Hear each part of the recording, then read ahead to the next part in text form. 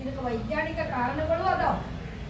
ಯಾವಾಗ ಶರೀರ ಖಾವಾಗತ್ತಿತ್ತು ಅವಾಗ ಏನು ಮಾಡ್ಬೇಕಂತಂದ್ರೆ ಬಿಲ್ವ ಪತ್ರೆಯನ್ನು ತಂದು ಏರಿಸಿದ್ರು, ತುಂಬಿ ಹೂವನ್ನು ತಂದು ಏರಿಸಿದ್ರು, ಅದರ ಜೊತೆಗೆ ಬೆಟ್ಟದವರಿಗೆ ಹೂವನ್ನು ತಂದು ಏರಿಸಿದ್ರು.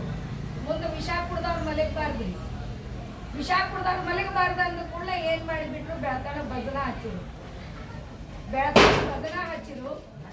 ಯಾರು ಕುಣಿಯಾಕತ್ರು, ನರ್ತನ ಮಾಡಾಕತ್ರು, ಯಾರು ಕೀರ್ತನೆ ಹೇಳಾಕತ್ರು, ಎಲ್ಲರೂ ಶುರು ಮಾಡಿದ್ರು. ಬ್ರಾಹ್ಮಿ ಮುಹೂರ್ತ ಮಾರನೇ ದಿವಸ ಬೆಳಗಿನ ಬ್ರಾಹ್ಮಿ ಮುಹೂರ್ತ 3-3:30 ಶಿವನಲ್ಲಿ ಇರುವಂಥ ವಿಷ ಹೆಪ್ಪಗಟ್ಟಿ ಬಿಡ್ತು. ಅವಾಗ ಎಲ್ಲರೂ ಶಿವ ಸರಳಾದ, ವಿಷವನ್ನ ಕುಡಿದ ನೀಲಕಂಠ ಸರಳಾದ. ಅವಾಗ ಏನು ಮಾಡಿದ ಅಂದ್ರೆ ಎಲ್ಲರಿಗೂ ಖುಷಿ ಆಯ್ತು, ಆನಂದ ಆಯ್ತು. ನೀವೆಲ್ಲರೂ ಹುಗ್ಗಿ ಮಾಡ್ತೀರಿಲ್ಲ, ಮಾಡ್ತೀರಿಲ್ಲ, ಆನಂದದಿಂದ ಹುಗ್ಗಿಯನ್ನು ಮಾಡಿ ಊಟ ಮಾಡಿದ್ರು. ಅದರ ನಿಮಿತ್ತವಾಗಿ ಶಿವರಾತ್ರಿ ಆಚರಣೆ ಬಂತು. ಇದು ಶಿವರಾತ್ರಿಯ ಒಂದು ವಿಶೇಷ. ನಾನು ಶಿವಲಿಂಗ ಓದಿದ್ದನ್ನು ನಾನು ಇವತ್ತು ನಿಮ್ಮ ಮುಂದೆ ಪ್ರಕಟ ಮಾಡೀನಿ.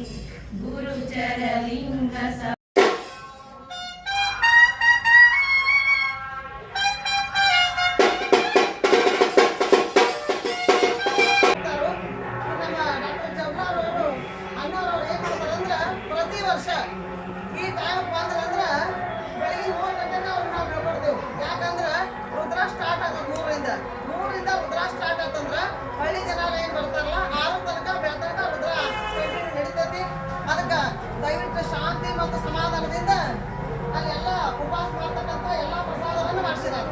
ಪ್ರಸಾದ ಮಾಡ್ರಿ, ನೀರು ಕುಡ್ರಿ, ಸಮಾಧಾನದಲ್ಲಿ ನೀವು ಕುಂಡ್ರಿ, ಕುತ್ಕೊಂಡ ಯಾರು ಉಡಿ ತುಂಬ್ಕೊಂಡಿರೋದಲ್ಲ ಆ ಹೆಣ್ಮಕ್ಳದ್ದು ಎಲ್ಲ ಉಡಿ ತುಂಬ್ಕೊಂಡು ಹೋಗ್ಬೇಕು.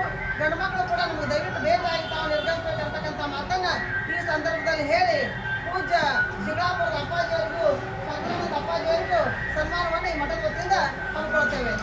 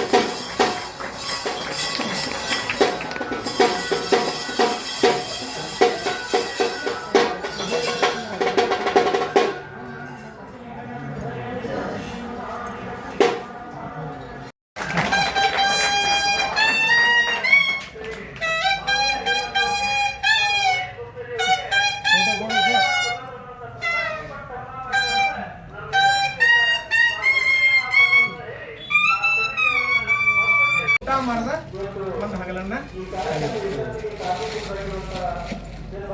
ಅದಕ್ಕೆ ಬಸವಣ್ಣವ್ರು ಬರ್ತಾರೆ ಶಿವರಾತ್ರಿ ಶರಣರು ಹೆಂಗ ಬರ್ತಾರೋ ಶರಣ ನಿದ್ರೆಗೈದರೆ ಜಪ ಕಾಣಿರೋ